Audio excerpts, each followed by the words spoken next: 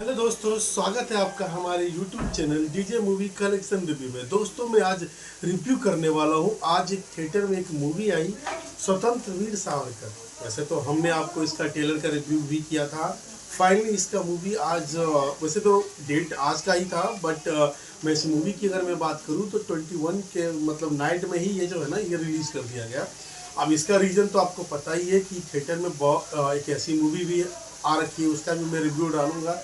तो कहीं ना कहीं लोगों को पसंद नहीं आ रही थी या जो भी रीज़न रहे हो, बट फाइनली आज जो था स्वतंत्र वीर सावरकर मूवी का जो रिलीज़ था वो कर दिया गया 21 के नाइट की मैं बात कर रहा हूँ। तो दोस्तों वैसे तो मूवी हमने नाइट में तो मैं पता चला लेकिन हम देख नहीं पाए, तो हमने इस मूवी को आज देखा है 22 तारीख को। तो दोस्तों अब मैं आपको ये बताने वाला हूँ कि ये मूवी कैसे रही, कैसे इसकी मूवी का क्या मतलब पॉजिटिव पॉइंट है, नेगेटिव पॉइंट है, मैं सब आपको बताने वाला हूँ। दोस्तों पहले तो मैं अगर इस मूवी की मैं बात करूँ तो इस मूवी को आपको पता ही है कि डायरेक्ट या राइटर की मैं बात करूँ या डायरेक्टर की मैं बात करूँ तो खुद रणदीप हुडा जी ही खुद ही कर रहे हैं।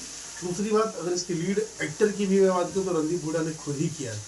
वैसे मैं आपको बता दूं कि ये मूवी 3 घंटे की मूवी है। वैसे तो 3 घंटे बहुत मतलब कह सकते हो कि जहां आज के दौर में अब हम देखते हैं ना बहुत सारी मूवी आई कि वैसे अब हर कोई तो एनिमल की तरह हिट नहीं हो सकता, लेकिन ये मूवी भी जो थी बहुत अच्छी मूवी रही। इस मूवी की मैं अगर मैं बात करूं तो इस मूवी की जो स्टार्टिंग होती है, देखो किसी मूवी को जब आप ऐसे मूवी किसी हीरोज पे मूवी आप बनाते हो जो बायोपिक हो या किसी जीवन लाइफ पे आधारित हो, तो ये तो यकीनन आप इतनी बड़ी जिंदगी को आप इतने कम समय में तो समेटा नहीं जा सकता। लेकिन मैं आपको बताऊं कि इस मूवी की मैं बात करूं, देखो इस मूवी बहुत अच्छी रही। अगर इस मूवी की मैं बात करूं फर्स्ट हाफ की, तो ये मूवी थोड़ा स्लोली स्लोली थोड़ा नहीं बहुत ज़्यादा स्लो था।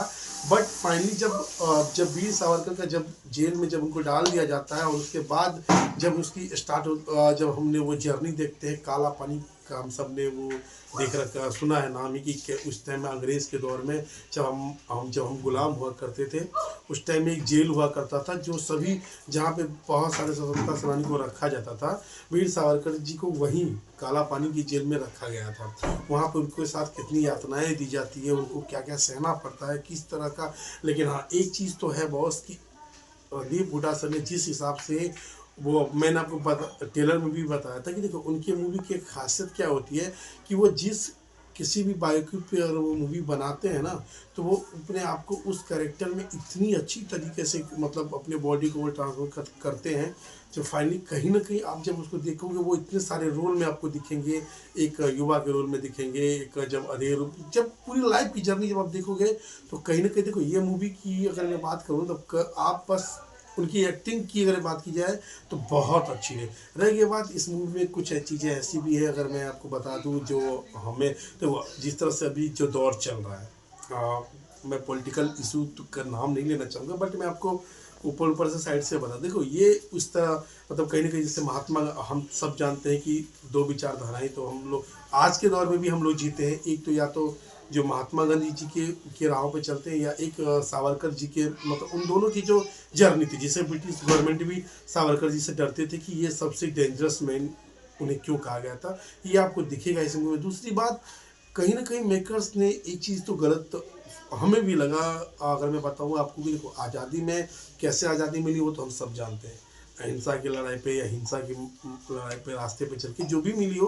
पर ये लेकिन इस तरह की जब आप जर्नी को देखते हो, देखो इस मूवी में अगर मैं आपको बता दूं कि इस मूवी की जो लाइनअप है, देखो बहुत सीन ऐसे हैं जब डायरेक्टली महात्मा गांधी को अगर ऐसे ऐसे कैरेक्टर में दिखाया गया है जहां आपको लगेगा कि वो कुछ लोगों के बारे में कुछ सोच ही नहीं रहे, जबकि हम सब जानते हैं कि वो हमारे देश के बापू के रूप में हम राष्ट्रपिता के नाम से उनको जानते हैं। तो देखो ये भी या हम ये भी कह सकते हैं कि पॉलिटिकल प्रोपेगेंडा भी हो सकता है इस मूवी में।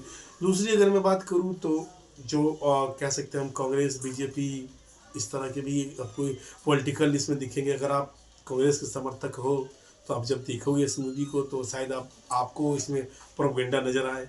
अगर आप बीजेपी वाले के समर्थक हो तो आपको ये मूवी बहुत अच्छी लगे। तो देखो इस तरह की है, क्योंकि जिस अब मैं अगर मूवी को आप जाके खुद देखो, क्योंकि देखो किसी की बायोपिक को मैं आपको क्या ही रिव्यू करूँ, बट मूवी की अगर मैं बात करूँ तो मूवी कह सकते हैं कि काफ़ी एवरेज तो हम नहीं कह सकते पर ठीक है। क्योंकि अगर एक्टिंग में जहाँ तक रणदीप हुड्डा सर की बात है तो बहुत अच्छा किया। लेकिन हाँ, एक चीज़ तो था कि देखो अब इतनी सारी, जब इतनी लंबी जर्नी पे बायोपिक पे आप बना रहे होते हो ना, तो ये कहीं ना कहीं मूवी से हट के अगर ये एक सीरीज़ की तरह बनाते या वेब सीरीज़ में निकालते तो शायद ये बहुत मतलब मूवी से अच्छा इनको प्यार मिलता, सपोर्ट मिलता। लेकिन हाँ, जिस तरह से हमने देखा है लोग उसे सपोर्ट भी कर रहे हैं, तो कोई नहीं। देखो अगर रेटिंग की अगर मैं बात करूँ तो इनको मैं 5/3 स्टार वो देना चाहूँगा। वो भी मैं रणदीप हुड्डा सर की नहीं देना चाहूँगा, क्योंकि उनकी एक्टिंग आप जो देखोगे तो ऑलरेडी बस आप मानोगे कि हाँ वो किस तरह के, किस ऊंचे लेवल के एक्टर हैं। बाकी तो आप मूवी जाके देखो, आपको सब समझ में आएगा। चलिए दोस्तों, आज के लिए इतना ही। बने रहिएगा हमारे चैनल के साथ। जय श्री राम।